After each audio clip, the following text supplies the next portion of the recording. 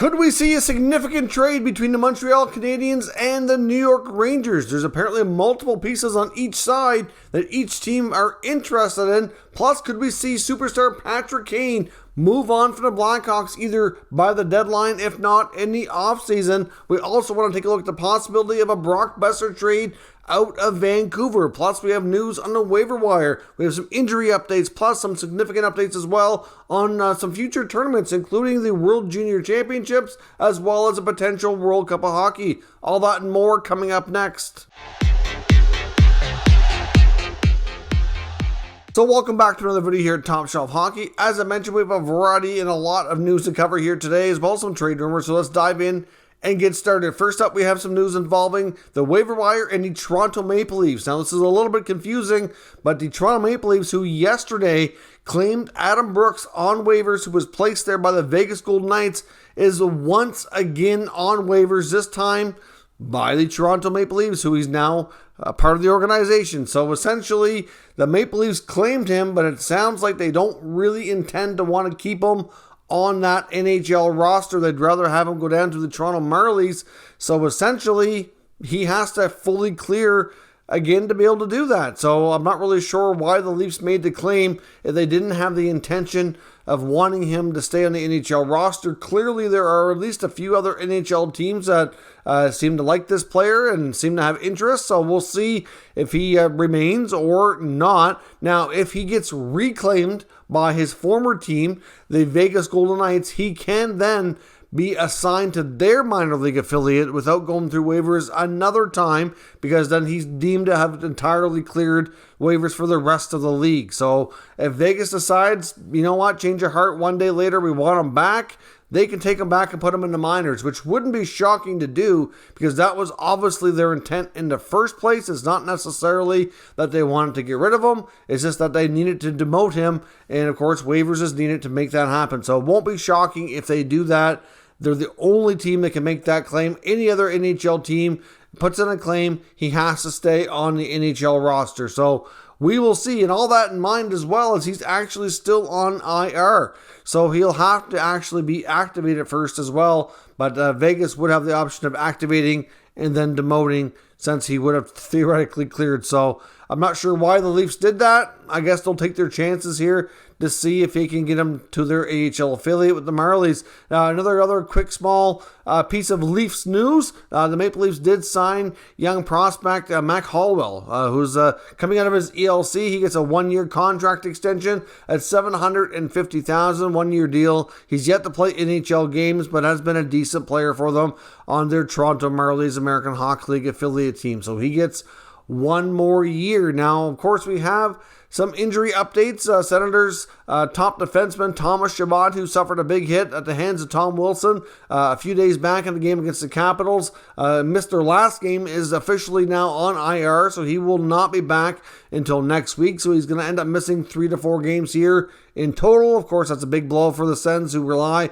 so heavily on Chabot, who I believe still leads the NHL in average minutes per game played. He really logs a ton of minutes for the Sens on the blue line. In Sabres forward, Drake Caggiula's season is over. He had neck fusion surgery, or will have. I'm not sure if the surgery's been completed or not, but I know he is going to be, if he hasn't already, which is a 6 to 8 month recovery. So I would imagine Drake Caggiula, this could have a big impact on his career, considering he does not have a longer term contract. Considering, I guess it's probably best for his career though to have that surgery now, so that he's at least, potentially able to be close to being ready by the start of next season. If he can be ready closer to the 6 month mark instead of 8 month mark, well, then that puts him being ready by training camp. But if it is closer to 7 or 8 months, he could even be a little bit, not ready for camps. So, he's going to need to get signed. It's going to be tough to do. He's already been bouncing around on short-term deals. So we'll see what this means. Clearly, the Sabres another neck surgery. However, I do know this, and I can't say they didn't allow it because we don't know that for sure. But we know what everything they went through with Jack, which was a long, drawn-out process. When it comes to Drake Caggiula, apparently he sought, I believe it was 3 different opinions, and this is what he decided on. I'm not sure if any of the opinions that the team was going to permit involved the other surgery or not. We don't know that, but it's just interesting to see a neck surgery and them go this route and be another Sabres player. We've seen Tyler Johnson of the Blackhawks. He had the same surgery that Jack Eichel had, and he's obviously starting to skate and go through his recovery phase here as well. Of course, we saw Jack Eichel make his triumphant NHL return after a really long layoff last night. Was a fairly uneventful night for him, but not a real big surprise. He hasn't played in a really long time. Has to get his timing down, get used to his new team, his new teammates, etc. So I didn't expect too big of a night for Jack. Would have been nice, of course, but the Golden Knights were shut out by the Avalanche. So obviously things weren't going the best. He took, I believe it was 1 penalty, played a decent amount of minutes. You know, it didn't look like terrible or anything, but you could tell obviously he's going to need some time to get some rhythm and the chemistry going here with his line mates. And of course, when playoff time comes, he'll likely play with Mark Stone, and Stone's out right now, so he's playing with Pacioretty, who will likely be on the other side. So hopefully they can develop some chemistry here in the short term. Now, we also saw, of course, a big game last night in the Olympic Games, the women's gold medal matchup between Team Canada and Team USA. It was a heck of a battle. I really like to see the women's hockey get more development, get more national attention, or hopefully they will get at some point like an NHL backed women's league, so they can have more of a national stage and have an opportunity to earn more of a living and really promote this game. A tremendous game against Canada in the States, with Canada coming out on top with a 3-2 victory, getting some revenge for the last gold medal from the previous Olympics, which did go to the U.S. So this rivalry is certainly intense, and it was like Canada got off to a 3-0 lead. It could have been 4-0. They had a goal early on that was called back due to an offside challenge. The U.S. did eventually get their game going, battle back, and made it close, but it was too little too late. And Canada wins. Of course, again, Marie-Philippe Poulin, captain clutch for the Canadian women, scores 2 goals, including the game winner, which ultimately turned out to be the golden goal to deliver the gold medal here for the women. So certainly really great to see the high level of competition there amongst those two countries, and nice to see the game doing well. To be honest, in my opinion, with the NHL players not being there on the men's side of things, the women's hockey to me was more interesting at the Olympic Games than it was for the men, which I always find very interesting anyways, but especially now. It just wasn't quite the same on the men's side of things. Wasn't all that interesting, and on my point of view, at least anyway. Adam Ruzicka of the Calgary Flames has been fined $2,000 as well for an elbow that came against the Anaheim Ducks in last night's action as well. A couple quick updates on some important tournaments. The World Junior Championships that were shut down previously in Edmonton has been rescheduled. They will be taking place once again in Alberta, so the location will be the same. They will be in about the second week of August, which will take place right after the U18 Ivan Hlinka tournament, the Hlinka Gretzky tournament. So that's great to hear. Obviously, the age requirements are not going to change. So all the same players that were there before are permitted to go back, regardless if they've had a birthday or whatever. That doesn't matter. The tournament will start fresh, so any games played before will not count. So it'll be a whole new fresh start. I guess my only concern is having it that late into the summer, which I guess is better late than never. But some of these players that are going to be likely heading to the NHL, their training camps and everything won't be too long after. So I just hope for the country's sakes, for all the teams, that they don't lose too many players that might opt out because of their other NHL commitments that might be taking precedence. But I guess we'll see. I mean, obviously it's before the season, so they can certainly be freed up schedule wise. It's just a matter of if they're going to want to, given the fact that NHL training camps wouldn't be all that far away after. But we'll see. At least the tournament is going to take place. That's the main thing. We also had another meeting regarding the World Cup of Hockey in 2024 between the NHL and the PA. Everything seems to be progressing pretty well in that front. They need to bring in the IHF to have meetings with them But at this point, far from being confirmed, but at least it's progressing and talks seem to be going smoothly and well to make that happen. But we'll have to wait a while yet before we get firm details. Now, as I mentioned, we have a variety of NHL trade rumors to take a look at here today. Could we see a significant deal between the Habs and the Rangers? We've had numerous reports from a variety of NHL reporters, including Frank Saravalli, who updated his latest trade bait board, indicating that these two teams are prime to be, potential candidates. I believe Dave Pagnotta of fourthperiod.com also had a recent article in the last day or so discussing the same sort of topic. We know that several teams out there are included having interest in defenseman Ben Chiarot, and Arturi Lehkonen is another player getting a lot of interest. Now, there's a few reasons why these two teams seem to be connected and why a lot of people feel they'd make great trade partners, which I do agree with. For one, the Rangers are looking for a forward and possibly a defenseman ahead of the playoffs. Well, the Habs have plenty of players available that they're willing to trade. We know that. So certainly from that perspective, there could be some matches and some fits. Well, we also know that Jeff Gorton, who now runs the Habs along with Ken Hughes, used to be the GM for the Rangers, so he knows their prospects extremely well, right? So certainly it's not a big shocker to know which players that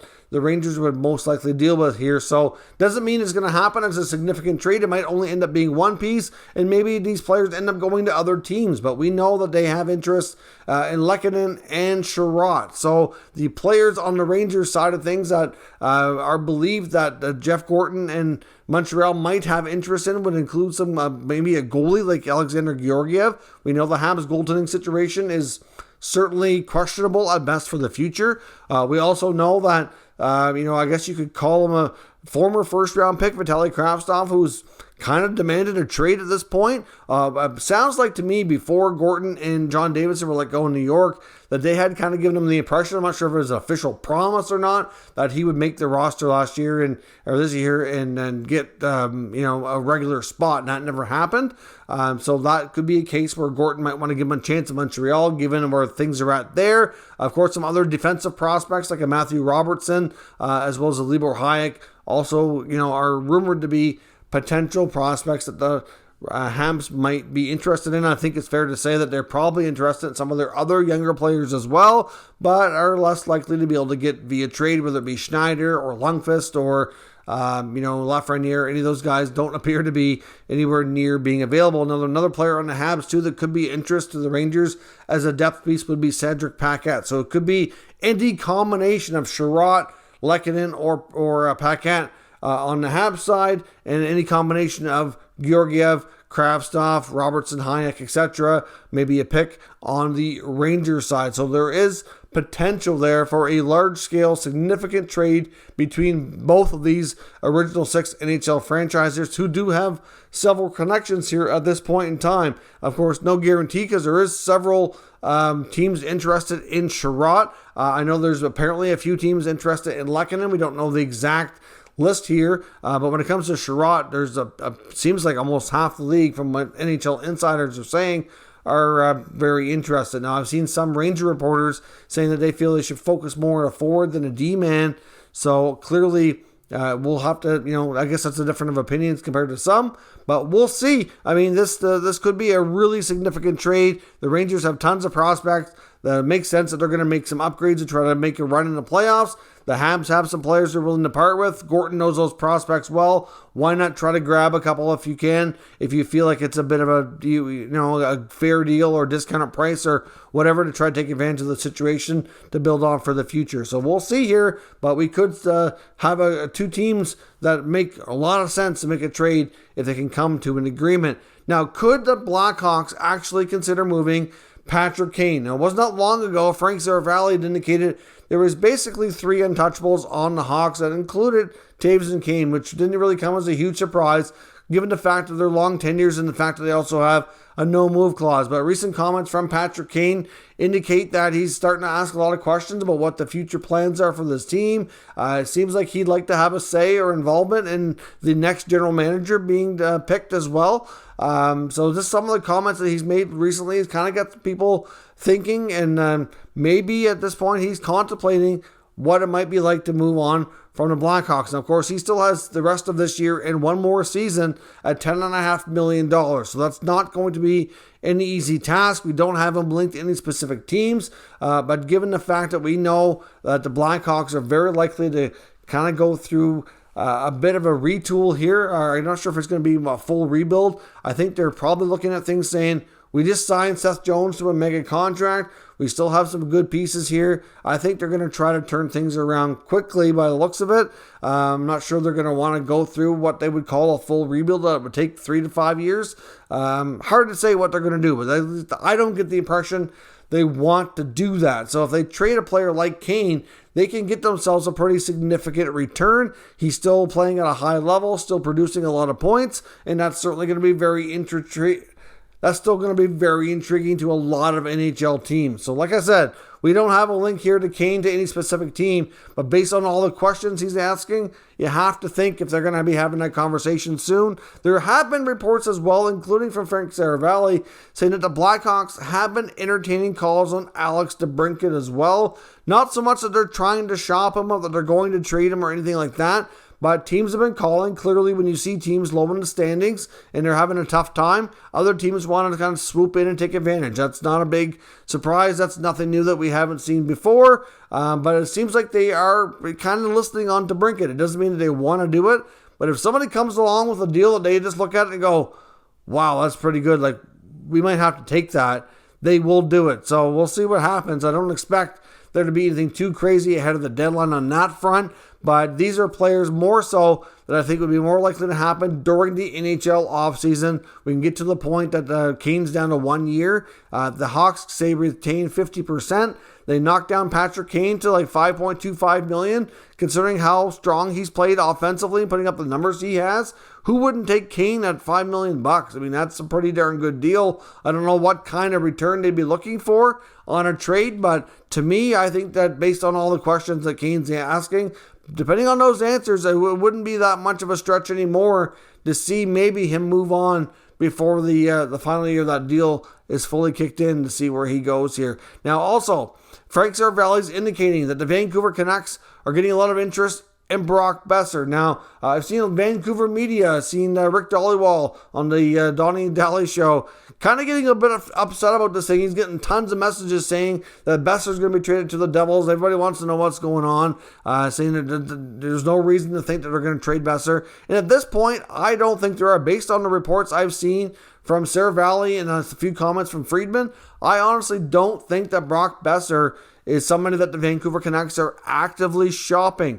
But I do think it's fair to say they are getting calls, and I think teams are calling because they know that there's no new contract in place yet. He's in the final year of his deal, but he is an RFA, so they're not at any risk to lose him. At the same time, though, his qualifying offer comes in well over $7 million, and I think it's fair to really take a long, hard look and say, is he worth that kind of money? Now, of course, they can negotiate something that's even less than that and have him come to an agreement and sign it on an extension ahead of time. But if he decides that, you know what, I don't want to take less than my qualifying offer, he doesn't have to. He could walk himself right to a new short-term contract and get himself right closer to free agency. It's very simple for him to be able to do that. Doesn't mean he's going to, but it is his right, and it's an option that he has at his disposal. Now, Brock Boeser's played much better since Bruce Boudreau has come along board. He's scoring at a better rate, but still, if you look at his stats from the last couple of years, I honestly feel like there is a debate to be had whether or not he's worth the kind of money his qualifying offer is actually going to require for him. Now, if you look at New Jersey, they're certainly a team that's looking to make some changes. Another disappointing year, but they're still growing. We've had reports that the Canucks are interested in Pavel Zacha. Now, it's not going to be a Zacha for Boeser trade. That's not where we're going here. But clearly, Zacha could be part of a package coming back. We know Boeser would fit very well in their top six with a lot of their other young talent. So I can understand why the Devils would certainly have the interest. Like I said, doesn't mean that the Canucks are going to pull the trigger. I think they would have to be wild. But we all also know that Jim Rutherford has recently preached patience here, saying that they don't have to rush to make a trade. They're still evaluating. But at the same time, we also know that he's also said that the team is not a playoff team right now, and they're nowhere near the cap flexibility that they should have. They should not be capped out if they're not even a team that's been playing and competing in the playoffs yet? You can't put yourself in those kind of situations. So we know he wants to create some flexibility. There was a lot of talk about Miller, Boeser, a lot of these players that could be moved to create that. Sarah Valley was saying today that now he feels that Boeser is a lot more likely to be traded than JT Miller. I mean, there's a big argument to be made that JT Miller is well worth his contract and that he's probably their best overall player and has been for the last couple of years since he arrived. So why would you want to trade him? I mean, yes, cap flexibility, sure, but you better be getting one heck of a return. Now, I say the same thing about caution with Brock Boeser as well. He's still only in his mid-20s. He's been scoring at a better pace for Bruce Boudreau. These guys don't grow on trees. So if you trade them, you better get a darn good return is all I can say. I understand the interest, and I understand why Vancouver would consider this. They're certainly going to listen to trade offers. We don't know what they're going to do yet. I think it's fair to say, though, that by the deadline, they probably will shed something, given the fact that they're going to have a hard time getting into playoffs. Now, when it comes to the offseason, this Boeser thing could certainly wait. They're not pressured to make trades like that ahead of the deadline. The only kind of, somewhat a little bit of pressure would be on expiring contracts. Other than that, like UFAs, that is. So he's an RFA. He doesn't fall into that category. They could be a draft day trade or a free agent trade or, during the July 1st, or not July 1st, but during the free agent frenzy period. Like, there's all kinds of time for the Canucks to deal with this in the offseason. They don't need to rush here. But it is believed they're getting a lot of calls. The Devils are amongst the players interested. We know that the Canucks have interest in Zacha. So it's just going to be something that we follow and keep a close eye on. If they start noticing that they're scouting each other a lot more, maybe we'll be onto something here. But I'm not convinced at this point that the Canucks are going to trade Brock Boeser. But the calls and the interest is there. So I do think Rutherford, at the very least, and his staff have to at least take a long, hard look at it and kind of come to a decision on what they feel is best for this team. So let me know your thoughts on everything discussed here today down in the comments. We'll discuss further. If you're new to this channel, make sure you subscribe and stick around. We'll keep you up to date with all the latest news, rumors, and analysis on all 32 NHL teams. Thank you for watching, and I will catch you next time.